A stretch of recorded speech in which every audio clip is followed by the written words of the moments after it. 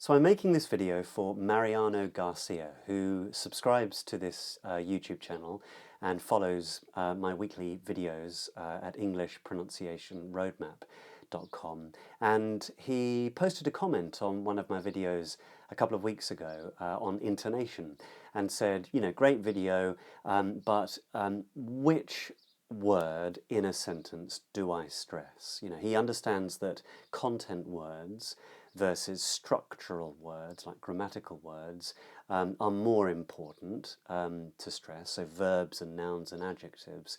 But in a typical sentence, is there anything I can do to help me know which word I should be putting most of the emphasis on? And you know, I'm sure some of you that are watching this video now are sort of asking yourself the same question. You know, all of these rules about how to stress a syllable and how to stress a word are quite useful, but when I've got a sentence or a question or a comment or statement or exclamation, which word in that sentence or that phrase should I stress? And there are scores and scores of ideas about this and how you should do it in English and in British English. I guess a really simple and straightforward way of thinking about it would be to ask which word in your phrase or in your sentence carries the most important bit of information. And of course that can change depending on the circumstances in which you're talking, depending on the person you're talking to, depending on the content of your conversation. And so it's a very flexible thing, and I guess requires you to be really specific about what you want the listener to take away, what's the most important piece of information. And so if you have a look at these, this question, do you know that she crashed the car? Just listen to the way in which the meaning of this sentence changes when I stress a different word in the question. So have a listen to this. Did you know that she crashed the car? Questions whether the other person knew about the event at all. Did you know that she crashed the car? Questions in a sort of accusatory way as to whether the other person knew. Did you know that she crashed the car? Questions whether the other person knew for certain. Did you know that she crashed the car? Questions whether the other person is sure of who is responsible. Did you know that she crashed the car? Questions whether the other person knew the state of the car. Did you know that she crashed the car? Questions whether the listener knows that it's the best one. Did you know that she crashed the car? Questions whether the other person knew that it was the car that she crashed as opposed to something else. Another way to think about word stress in sentences is to think about tone units. Take a look at this sentence. You can see how the sentence is broken up into units with forward slashes, broken up into these little tone units, or what I tend to refer to as phrases. And the main stressed word in each of those tone units, or those phrases, is often called the tonic syllable. And the word stress rule is that in a typical sentence, it tends to be that the tonic syllable, the main stressed word in that unit, tends to be the last content word in that sentence. And it certainly holds true in this little example. So have a listen to this. I was wondering whether you might be interested in coming to the play that I'm going to. It's at the Royal this coming Friday. It's about a guy who loses everything and discovers himself.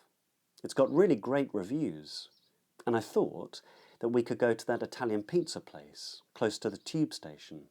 Their dough balls are amazing. So you can hear how it's the last content word in those phrases that tends to get the main stress. So we would say that that's the main stressed word in that tone unit or in that phrase. And that might be another way of thinking about which word should I stress in my sentences.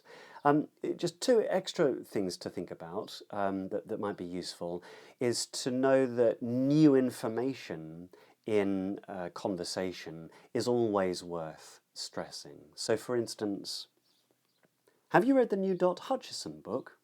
No, but have you read the new Matthew Norman book? So the new piece of information, and in that example, it was the new author that gets the stress in the sentence because it's the new piece of information. And the same thing goes for contrasting information in an exchange. So for instance, I haven't seen the new car, but I've heard about it. Do you prefer roses or lilies? So one way of thinking about word stress in sentences is to think about which word carries the most importance, the most important information in what it is that you're saying, and that gets the most stress. The second way is to think about these tone units and to think about the tonic syllable, which tends to be the last content word in each phrase that you're using within the whole sentence. The third way is to think about new information, what new information comes up in your exchange, but in conversation. And the last thing is to think about contrasting information and how that helps both of you to understand how the conversation moves forward and how you interact with one another. So Mariano, I hope you find that useful, and everyone else, I hope you found that useful. If you're watching this on YouTube and you're a subscriber, great. Maybe go down, leave a thumbs up or thumbs down, or make a comment.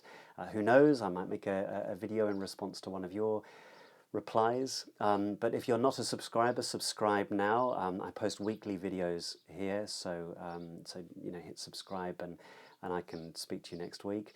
You may want to go over to my website, englishpronunciationroadmap.com. There's a load of free videos, a load of free downloads. There's some courses that you can download, an ebook that I wrote last year that's been helping many people that I work with. And I'll speak to you soon.